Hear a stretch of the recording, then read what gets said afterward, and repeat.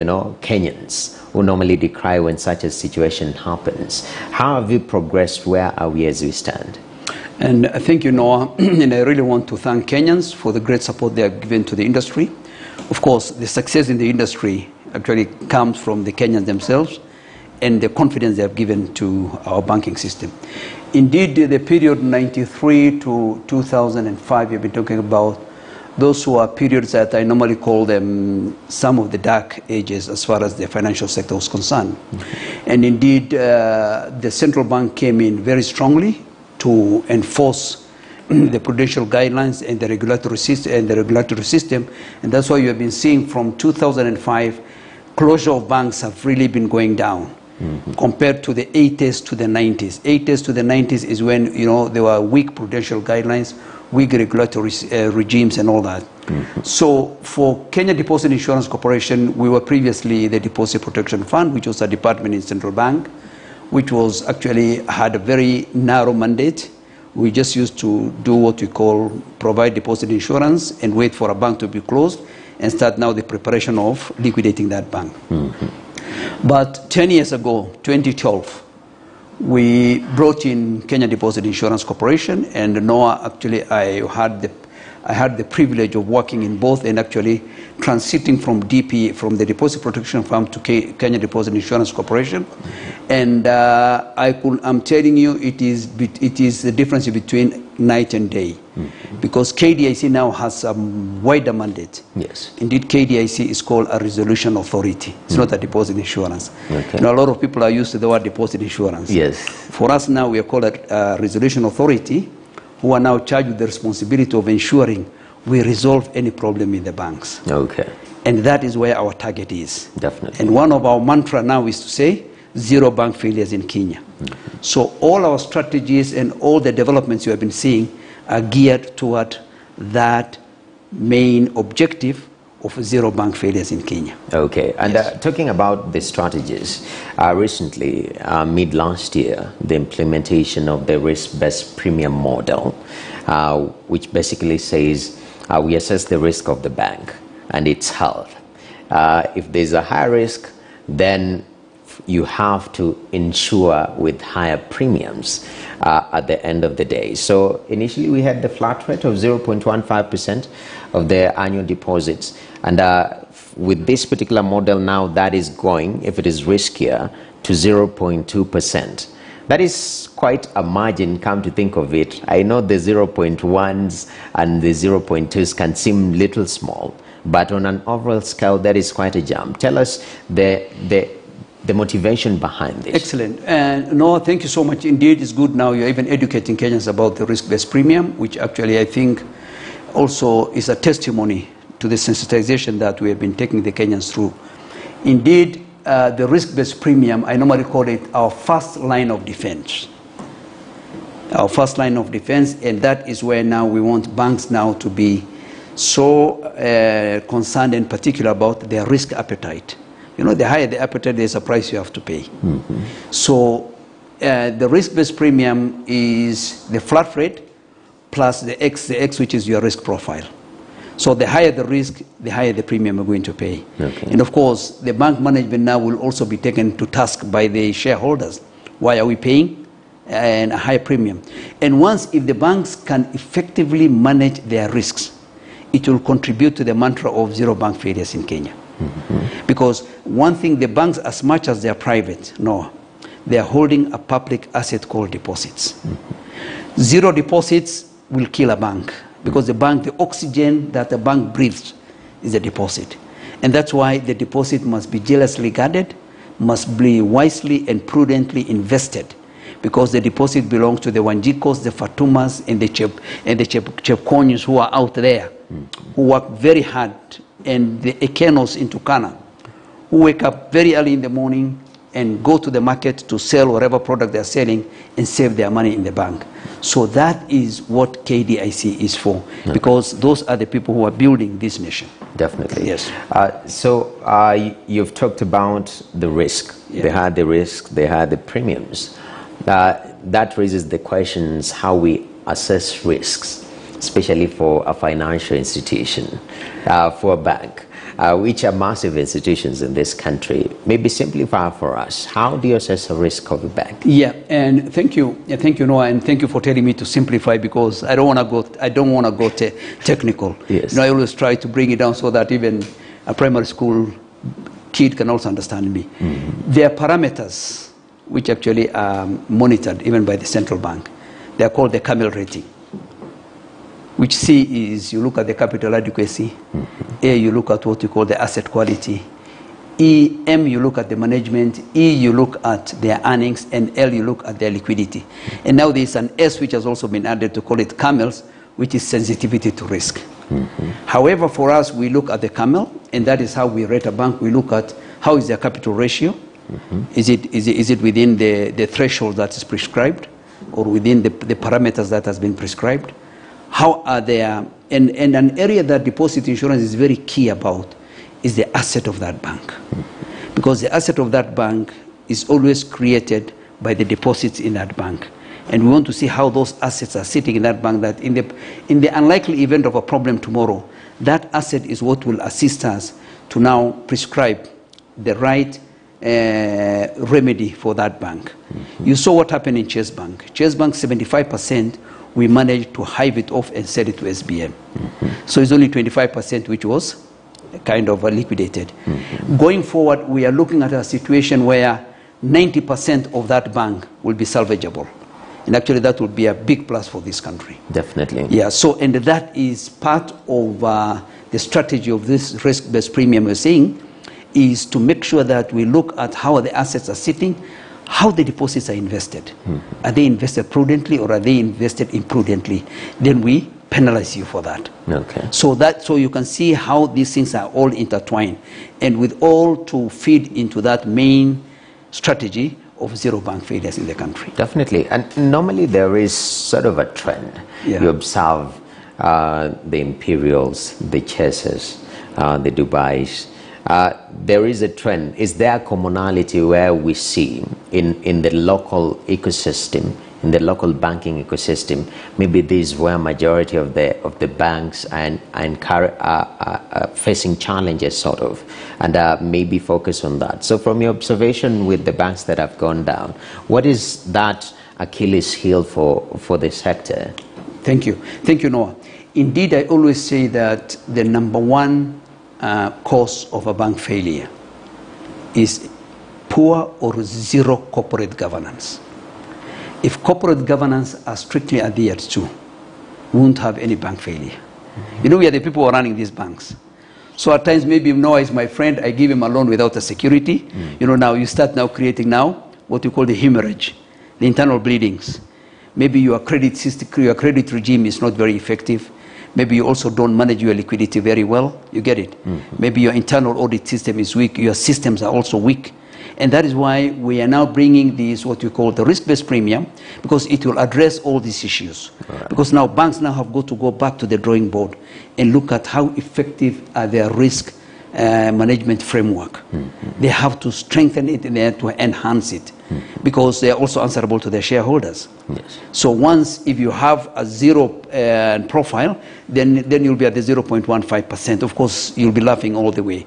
And as you rightly said, any 0.01 is very high, because here we are talking of the annual average deposits of the bank. So that's why I'm calling it our first line of defense. Yes. The defense against bank failure is the risk-based premium. And this one is an internationally acceptable strategy, which indeed in Kenya, we in KDIC want to align our financial sector to be in accordance with the international standards, so that we can attract investment from outside.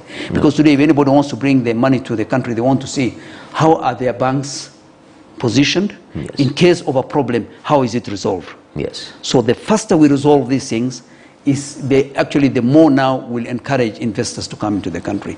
And that's why we have these three mandates. Mandate number one, we say we provide deposit insurance. Number two, we give sound risk incentives. And number three, which is very important, we are talking of prompt resolution. Going forward, in the unlikely event of a problem of a bank, we want to resolve it within the shortest time possible. That even going forward, we don't even want even the market to know that Bank A had a problem. And we have the capacity, and we have actually the kind of the strategy to address all that. All right. Yes. And one of the avenues that you've seen sort of emerging risk with digitization, digital banking, is cybercrime. Yes. Yeah. This is quite dangerous because people are doing things remotely that are crazy and unthought of 20, 30 years ago. Correct. Is there an element of security on that front that you are offering or mitigation? Thank you, Noah. Indeed, what I'm even advising, what we're advising the banks, cybercrime, we cannot run away from digitization. And digitization also comes with cybercrime. So I always say that the bank should be ahead of the pack. The banks should indeed now reconfigure their systems, okay? Yes. To try and ward off, to try and kind of discourage, because this is also risk. And you know, they say the risk, what happens with the risk? You, number one, identify the risk, manage that risk, treat that risk, monitor it, evaluate it. Yes, those are the 5 things you have to do. So the banks, actually, that should be high on their radar. Cybercrime, look at their digital systems. How is it performing? Have we been hit? Is there a likelihood of us being hit? And nowadays there's even what they call the ethical hackers. Even you can get even some cyber experts, some of these experts who can even kind of even stress test your system and look at how susceptible is your system to hacking and all. And of course, this is a global threat. But at the same time, we should also address it so that we can also monitor and treat it where it comes. Definitely. Yeah. And lastly, on the last stretch, we touched the issue of living will, which it's sort of, is it a contrary? I don't know what term is that, but you know, when you deal with wills, it's normally related to deaths. Yeah, somebody has passed on, has left a will behind. But right now there's a move for banks to sort of have a living will. Tell us more about this. Good. You know, living will is a code name. Actually, it's called. I want to give it a more decent name. Okay. It's called a resolution plan. Okay. Indeed, a living will is just to kind of emphasize what it is. It's actually a resolution plan, what we are telling the banks, just like any other, even yourself. You know, at times you just want to have your will, to know what are your assets, what are your liabilities, how will it be shared. Now we want to give the bank that responsibility also. We are coming with a template. Actually, we are now even engaging consultants to develop for us an appropriate template. And this will be the first in Africa. Of course, in the other part of the world, it is something which is used.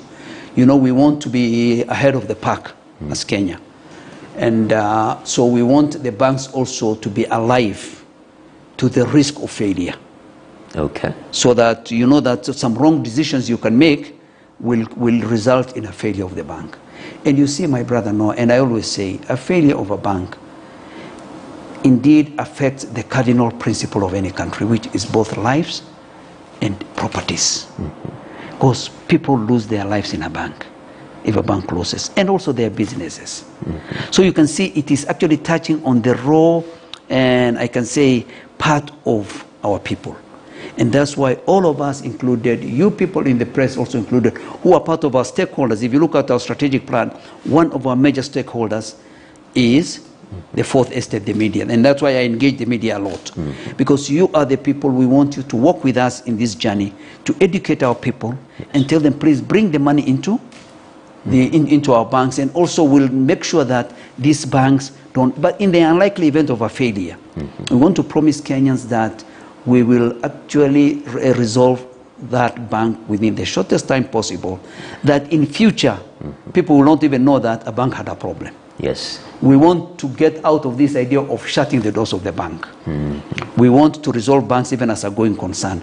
That's why we are calling ourselves, that's why we are called a resolution authority. Definitely. Yes. And with this resolution plan, you say that you've called in on consultants. Do you have any timelines? And we actually sent out, we sent out our tenders, but we did not attract any of the whatever. any of the bids, but we are retendering it again, and we have actually opened it even internationally, so that but we want to really encourage Kenyan companies to also kind of come in and develop for us this template. And I'm telling you now, once we do it here. Currently, I'm the chairman of the deposit insurance in the whole of Africa. Okay. Yes, I see there. I'm the chair of the African committee. We will also prescribe it to most of the African countries. All right. And today, Kenya, we want to make Kenya the hub of deposit insurance in Africa and even internationally. Definitely. That is our dream. Definitely. Yes. 2022 is here. We've just started. 2022 is here. What's the outlook? 2022, I can see the skies are brightening, and we are there. We are there. Of course, we are also going into an electioneering period. Yes. And that's why we have also to be now more alert and make sure that we all kind of protect all our areas that we are working on, so that we don't drop the ball. Yeah, definitely. Yes, we don't drop the ball. In fact, people being 2022 and an electioneering year, I don't know whether there is normally a different attack strategy and how you view and how you monitor banking, because other sectors people tend to look at the wider investment area, and I believe here banks are also affected. We have a lot of foreign investors. Yes. During electioneering period, there's normally a little bit of hesitancy towards that regard. So is there normally strategy? One thing I want to assure our people, I think our banks are strong, safe and sound, and resilient. Okay. Indeed, I just want to surprise you. During COVID, when we expected people to be removing money from the bank, the deposit level in the banks grew by 14%. That shows the confidence Kenyans have with the banks. And I still want the same confidence even this year, that we grow our deposits in our banks, because that is the money which will go and develop our country. Elections come and go. We are here to stay in this our country. All of us must indeed protect our country. Very important. Yes, very important. Thank you very much, sir, for your time. Mr. Mohamud Ahmed, CEO, Kenya Deposit Insurance Corporation. They say, they are a resolution body and not just, deposit, insurance is just the first line, the first wall or firewall that you have to go through. After that one, they still have measures to make sure that, the banking sector is staying stable and your deposits are ready, and protected well. So that is matters risk-based premium models and also resolution plan that is still coming up. But at this particular moment, Business Today takes a short break. When we come back, we take a look at the extractive industry, to be specific, titanium. Stay tuned.